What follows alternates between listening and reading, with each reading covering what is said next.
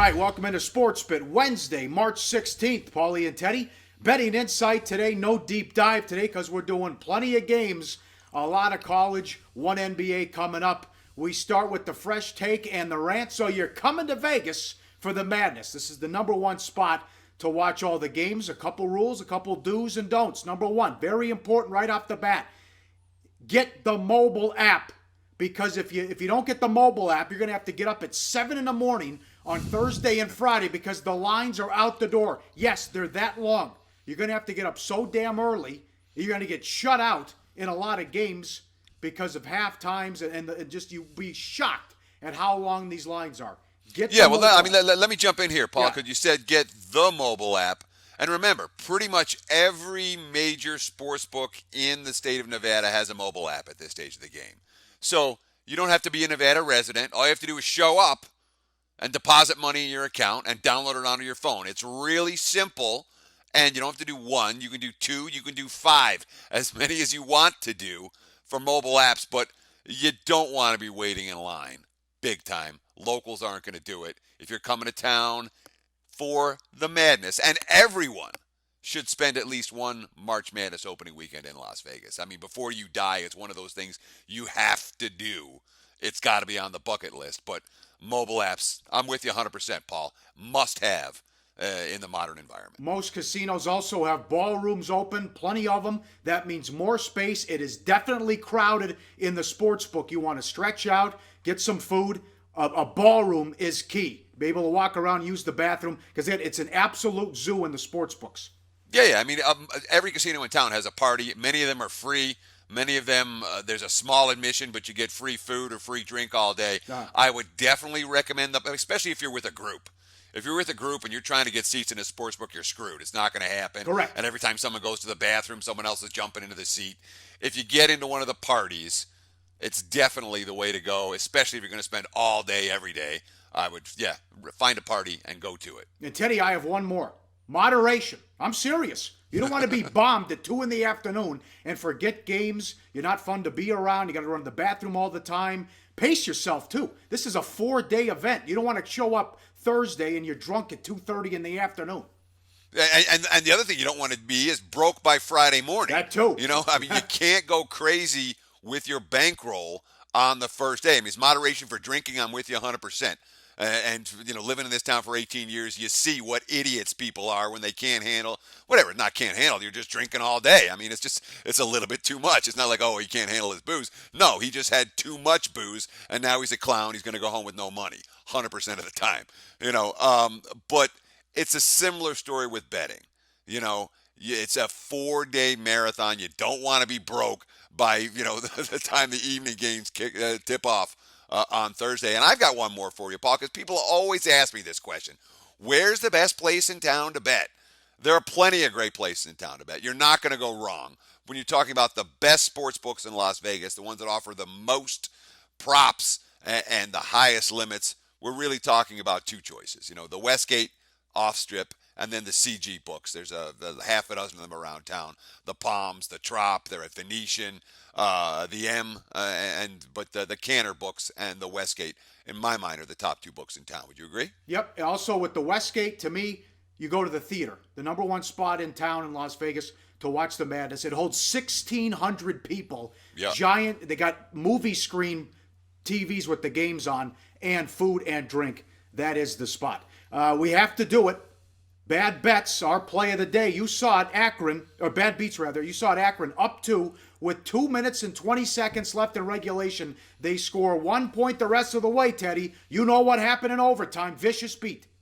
Yeah, I mean, that's been the nature of the game. My last 2 college basketball bets were Texas A&M against Kentucky. Underdog loses in overtime. And Akron last night, underdog loses in overtime. But yeah, I mean, the Zips, you could see it. I'm like, if you watch that last Ohio State possession, I'm like, anything but OT, anything but OT, anything but OT. And, of course, it went into OT. But, yeah, Akron missed their last 10 field goal attempts. They went 1 for 7 from the free throw line. Come on. During that span. They were gassed. They were completely gassed. And as a Michigan grad, there are fewer things in the world I hate more than watching Buckeye Brutus celebrate something. So look at this pick. You can just imagine what I was going through. And if you joined us on the play of the day, that was a tough one. But not the only tough beat last night. What about Florida State, Paulie, and their success from the free throw line in the final minute? After what happened yesterday with Florida Gulf Coast and then Damian Jones for Vandy, they went they go 9 of 9 from the free throw, 8 of 8 from the free throw line down the stretch. How often does that happen in the last 20, 30 seconds? Never. And the Florida State's not a great free throw shooting team.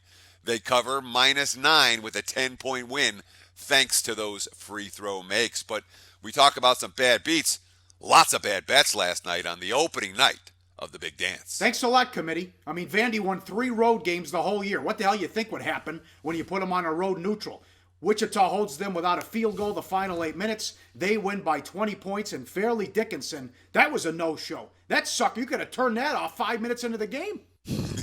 Yeah. Fairleigh Dickinson was fairly ridiculous. You know, I grew up not that far from Fairleigh Dickinson, and we used to call it Fairleigh. That was the nickname. Anyone that went there was fairly ridiculous, and you know, they were pretty ridiculous last night. But let's go back to Vandy. I mean, Kevin Stallings, this is a team that was ranked in the top 15 coming into the season. Not the polls, Blue Ribbon, which people actually pay attention to, which people actually has an effect on the betting markets. They had Vandy 14 back in November, but, Kevin Stallings just did not get the pieces to fit for that team this season. We'll see who sticks around for next year. Yep. Well, we got 3 NBA players, and that's what happened. Not a good coaching job, and maybe some of those guys are stiffs, because I wasn't impressed with Jones watching that game last night. Washington, Long Beach under 168.5. Some bettors saw value here in this one. This went to the moon.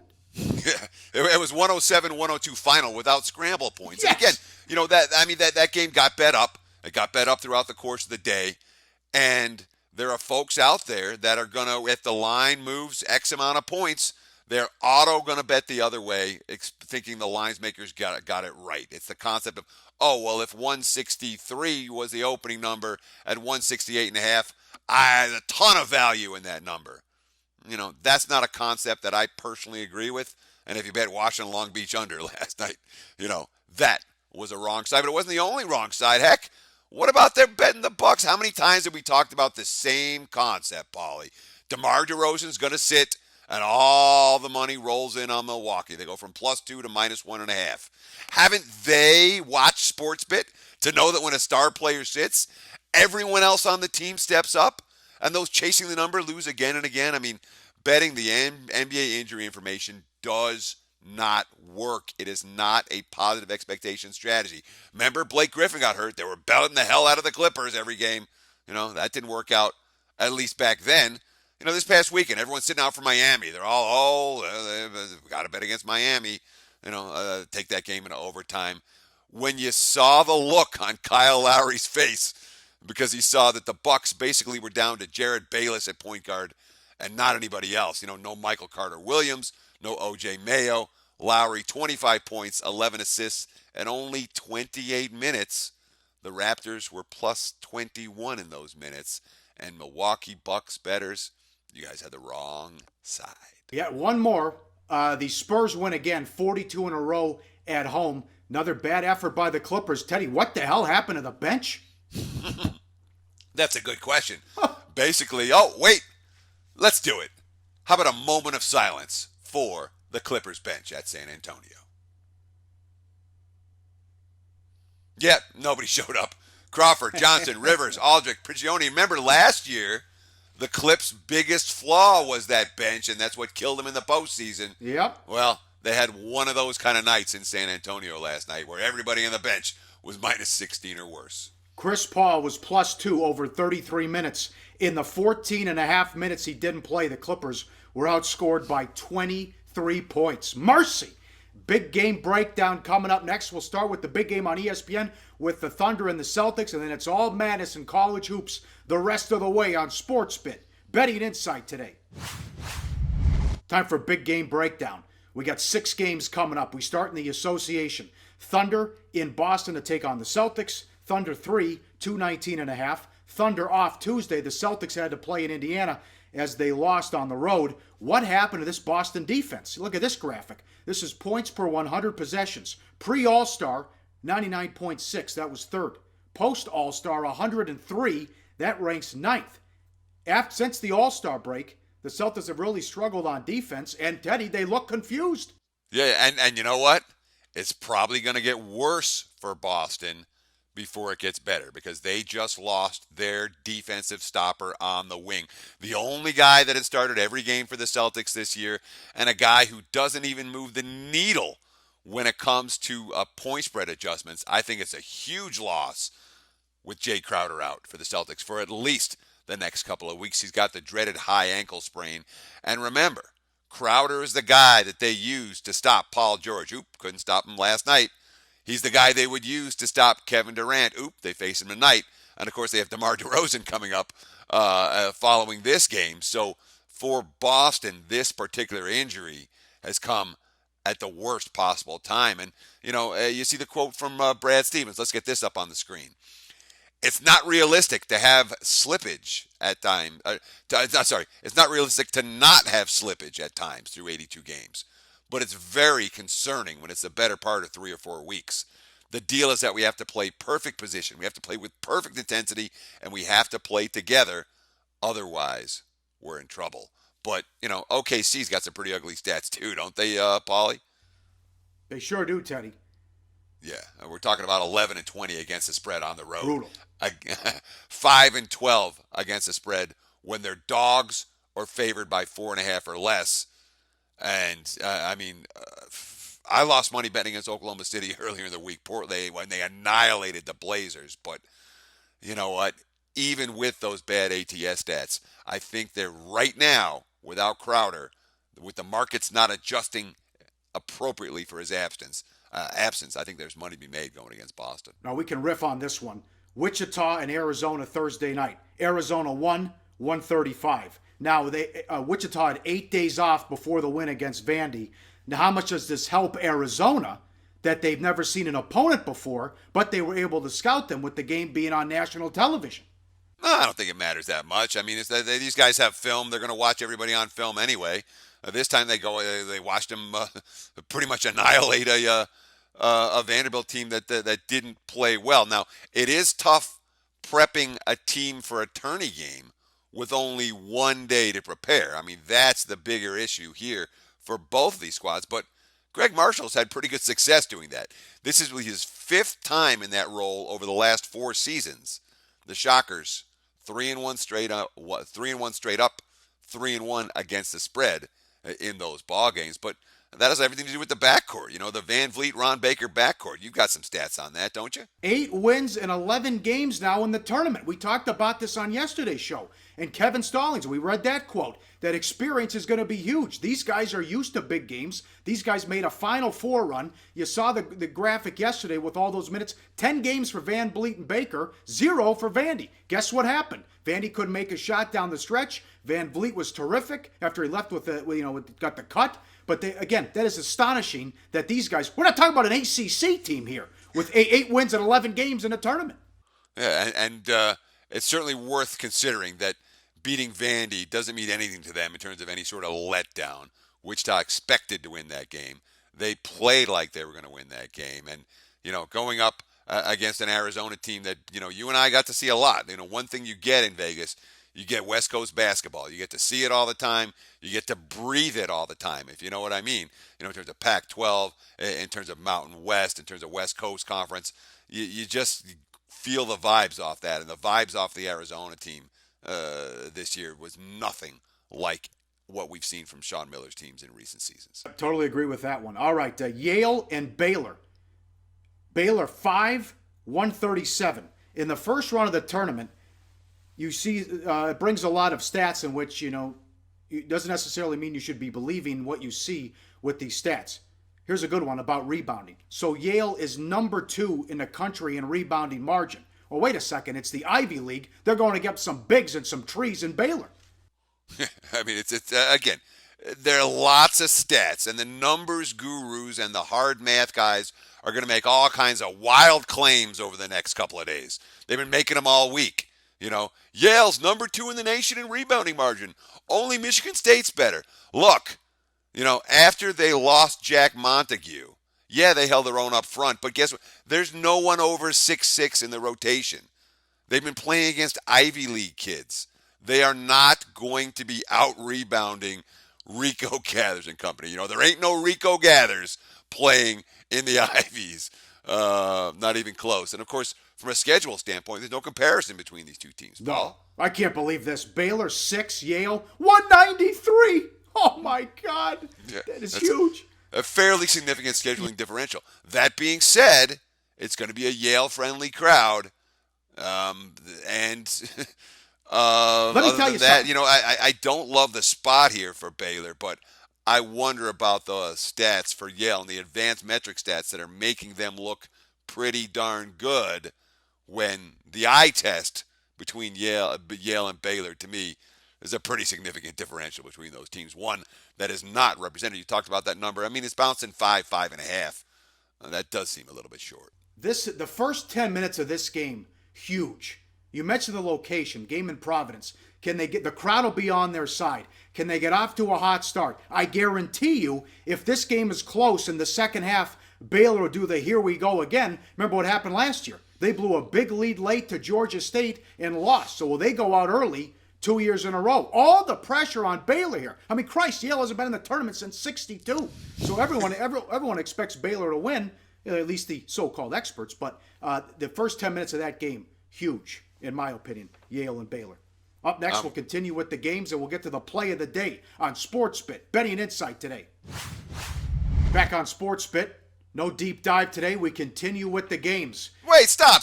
No Yeah. deep dive. Of course there's a deep dive. We're deep diving into the games. It's game breakdown day. This is March Madness, man.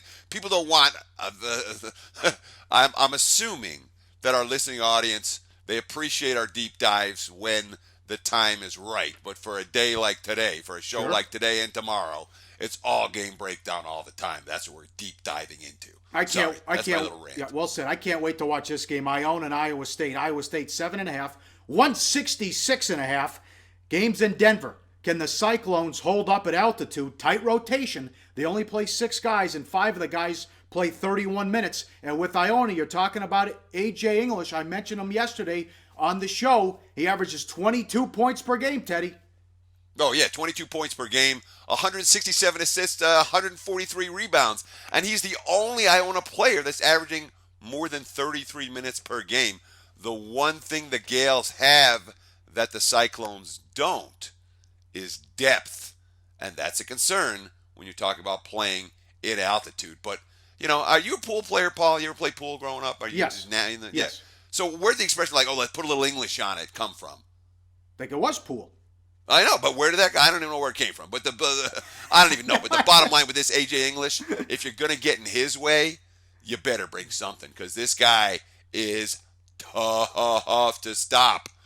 And you want to talk pace, Paul? I mean, this game's got all the makings of a track meet, doesn't it? Oh, man, again, it's going to be nuts. And both teams shoot in less than 16 seconds, up and down, frenetic pace. It's going to be awesome to watch on Thursday afternoon. And this game is the play of the day. We'll get to this coming up later in the show when we close it out. Gonzaga and Seton Hall. Pick 145.5. Also in Denver. I will point this out because they opened up as an underdog. Now money coming in on Seton Hall. Watch where this game closes. Seton Hall 12-2 ATS with 10 wins straight up as a dog on the season. Isaiah Whitehead, he's only 6'4", 210, but the kid's a bulldog. And you saw what he did in the finals of the Big East tournament against Villanova. I'm going right to the basket with the game on the line. He's a big reason why they've had this late surge in successful season.